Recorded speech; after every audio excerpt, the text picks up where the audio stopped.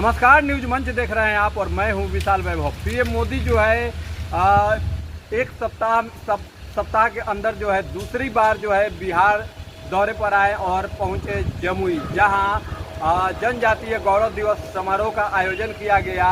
और इस कार्यक्रम में जो है पीएम मोदी सहित बिहार के राज्यपाल, मुख्यमंत्री नीतीश कुमार, बिहार के उप मुख्यमंत्री सम्राट चौधरी, विजय सिन्हा, तमाम लोग जो है इस कार्यक्रम में मौजूद थे। केंद्रीय मंत्री गिरिराज सिंह, जीतन मांझी, चिराग पासवान, तमाम बिहार के राजनेता जो है मौजूद थे। और कहीं ना कहीं आज के इस कार्यक्रम में जो है जो आदिवासी जो वोट है, जो कोर जो वोटर है, कहीं ना कहीं उसे साधने की कोशिश की गई है इस कार्यक्रम के द्वारा। तो पूरा क्या कुछ है दृश्य रहा कार्यक्रम का, आइए आपको और किसने क्या कुछ कहा आपको सुनाते हैं और पूरा दृश्य दिखाते हैं। बने रहिए न्यूज मंच के साथ। न्यूज मंच के लिए जमुई से नीरज कुमार के साथ विशाल वैभव, पटना। जनजातीय गौरव दिवस की बधाई देता हूं। मुझे बताया गया है कि इन पर्वों से पहले जमुई में पिछले 2-3 दिन बहुत बड़े पैमाने पर यहां के लोगों ने स्वच्छता का अभियान चलाया है। प्रशासन के लोग, उन्होंने भी स्वच्छता के अभियान का नेतृत्व किया। हमारे विजय जी तो यहां डेरा डाल करके बैठे थे। भारतीय जनता पार्टी के कार्यकर्ताओं ने भी स्वच्छता का बहुत बड़ा अभियान चलाया। यहां के नागरिकों ने, युवकों ने, माताओं बहनों ने, खुद ने भी इसको आगे बढ़ाया। इस विशेष प्रयास के लिए मैं जमुई के लोगों की भी बहुत बहुत सराहना करता हूं। साथियों, पिछले वर्ष आज के दिन मैं धरती आबा बिरसा मुंडा के गांव उलीहातू में था। आज उस धरती पर आया हूं जिसने शहीद तिलका मांझी का शौर्य देखा है। लेकिन इस बार का ये आयोजन और भी खास है। आज से पूरे देश में भगवान बिरसा मुंडा की 150वीं जन्म जयंती के उत्सव शुरू हो रहे हैं। ये कार्यक्रम अगले 1 साल तक चलेगा। मुझे खुशी है कि आज देश के सैकड़ों जिलों के करीब 1 करोड़ लोग, जरा जमुई के लोग गर्व करिए, ये जमुई के लोगों के लिए गर्व का दिन है। आज देश के 1 करोड़ लोग टेक्नोलॉजी के माध्यम से हमारे इस कार्यक्रम से जुड़े हैं, जमुई से जुड़े हैं। मैं सभी का अभिनंदन करता हूं। अभी मुझे यहां भगवान बिरसा मुंडा के वंशज श्री बुधराम मुंडा जी का भी स्वागत सत्कार करने का सौभाग्य मिला है। सिद्धो कान्हो जी के वंशज श्री मंडल मुर्मू जी का भी मुझे कुछ दिन पहले ही सत्कार करने का सौभाग्य मिला था।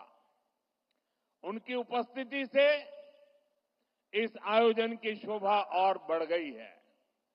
साथियों, धरती आबा बिरसा मुंडा के इस भव्य स्मरण के बीच आज 6,000 करोड़ रुपए से अधिक की परियोजनाओं का शिलान्यास और लोकार्पण हुआ है।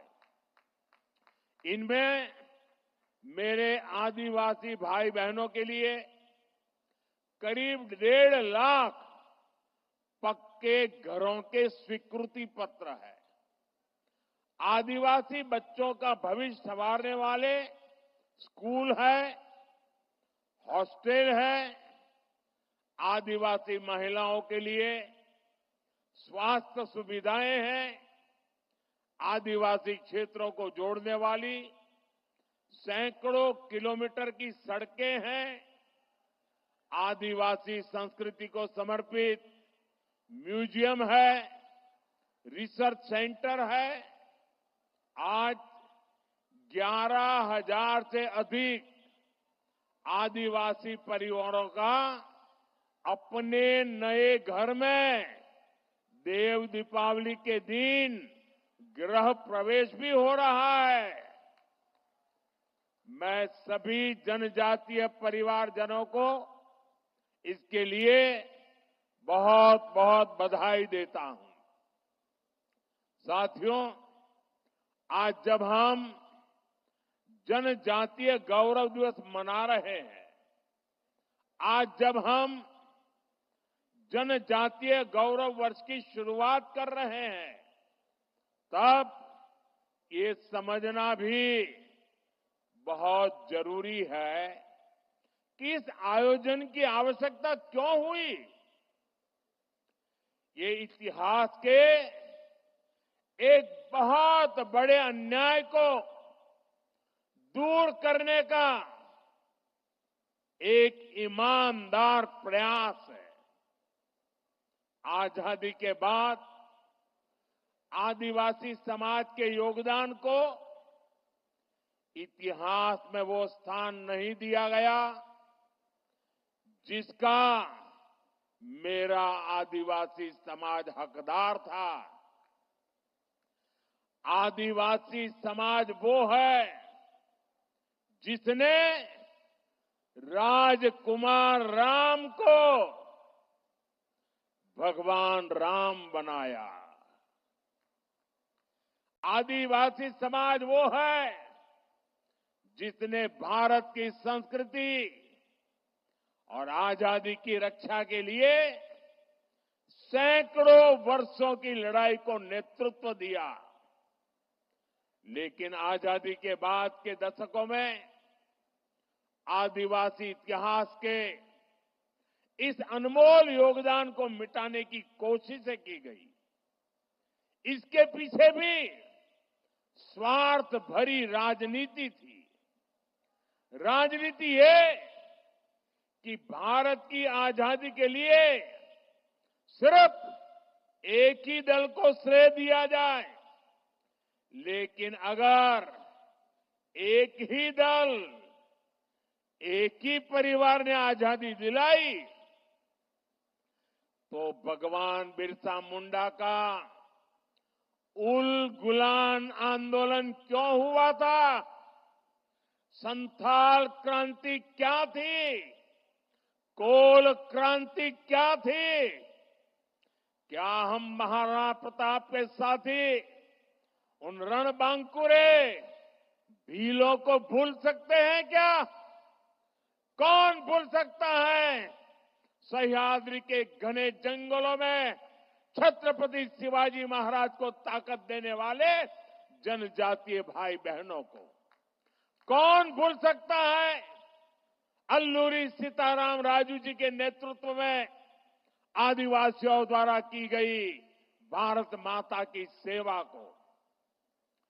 तिलका मांझी, सिद्धू कान्हो, बुधू भगत, तीरथ सिंह, तेलंखरिया, गोविंद गुरु, तेलंगाना के रामजी गौंड, एमपी के बादल भोई, राजा शंकर शाह, कुंवर रघुनाथ शाह, मैं कितने ही नाम लूं। टंट्या भील, नीलांबर पीतांबर, वीर नारायण सिंह, दिवा किशुन सोरेन, जात्रा भगत, लक्ष्मण नाइक, मिजोरम की महान स्वतंत्रता सेनानी रोपुई लियानी जी, राजमोहिनी देवी, रानी गाइडिनल्यू, वीर बालिका कालीबाई, गोंडवाना की रानी दुर्गावती, ऐसे असंख्य असंख्य मेरे आदिवासी, मेरे जनजातीय शूरवीरों को कोई भुला सकता है क्या? मानगढ़ में अंग्रेजों ने जो नरसंहार किया था, हजारों मेरे आदिवासी भाई बहनों को मौत के घाट उतार दिया गया था, क्या हम उसे भूल सकते हैं? साथियों, संस्कृति हो या फिर सामाजिक न्याय, आज की ये एनडीए सरकार का मानस कुछ अलग ही है।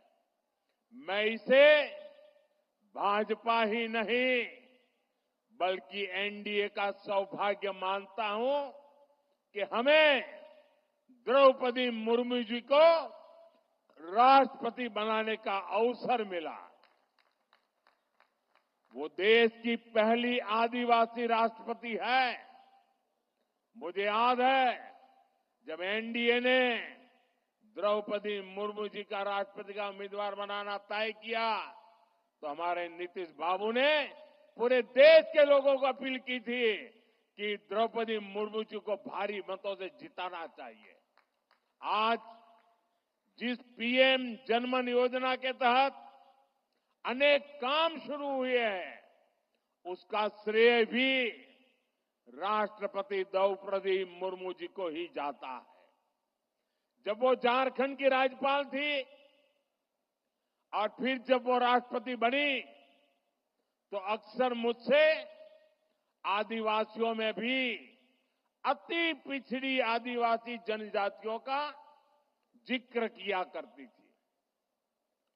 इन अति पिछड़ी आदिवासी जनजातियों की पहले की सरकारों ने कोई परवाह ही नहीं की थी।